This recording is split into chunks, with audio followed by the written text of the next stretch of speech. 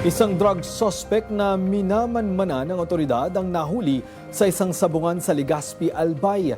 Dito inakumpiska ang mahigit 100,000 pisong halaga ng inihinalang shabu.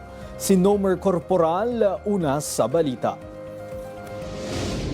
Pasado alas 4 kahapon nang pasukin ng mga operatiba ng Philippine Drug Enforcement Agency Bicol ang sabungan na ito sa barangay Humapon sa Legazpi City, Albay.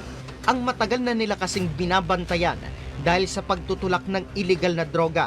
Namata ang nagsasabong sa lugar, kaya naman hindi na pinalampas ng mga operatiba na kunin ang pagkakataon na makatransaksyon ang target na kinilalang si alias Takla, 41 anyos na residente ng Barangay Bitano.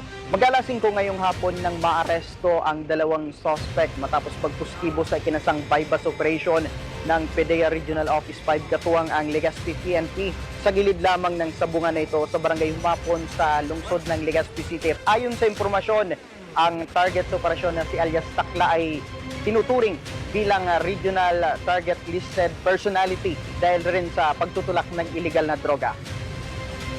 Kinilala rin ang isa pang nahuli na si alias Paeng, nakabarangay ng suspect, nakuha sa isang pakete ng hininalang shabu na nagkakalaga ng nasa 102,000 pesos. Gayon din ang 36,000 pesos na bypass money. Isipin natin, itong mga kalaking amount na to, hindi na makakaabot sa ating mga kabataan. At sa pagkakahuli niya, natitigil na rin ang operasyon na ganito kalaki para hindi na rin po talaga makasira pa ng mga buhay ng ating mga kapwa Bicolano. So, ayon kay PDEA Bicol spokesperson Carlos Fernandez III, nakulong na rin si alias Takla noong 2017 dahil sa pagbebenta ng illegal na droga. hindi lang po siya sa isang probinsya nagbebenta. Pang-regional na po siya, napag-alaman na rin po na sa iba-iba pong probinsya nakakaabot na rin po siya at nagkakaroon ng mga transaksyon na illegal na ganito. At nahuli na rin po ito noong 2017 ng Philippine National Police at nakasuhan po ito ng violation po ng sections 5 and 11 ng RA 9165. Ito po ay illegal sale ng drugs at possession po of illegal drugs. Mariin namang itinanggi ng dalawang nahuli na sa kanila ang nakuwang illegal na droga. Lapit lang sila sa akin.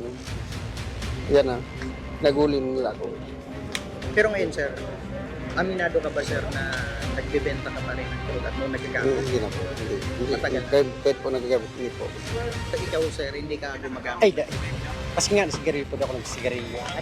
Mag-alas 6 ngayong gabi nang maidala na ang dalawang nahuli sa kinasang bypass operation dito sa PDEA Regional Office 5 sa Legazpi City kung saan naharap ang mga ito sa kasong paglabag sa Republic Act 9165 o Comprehensive Dangerous Drugs Act of 2002.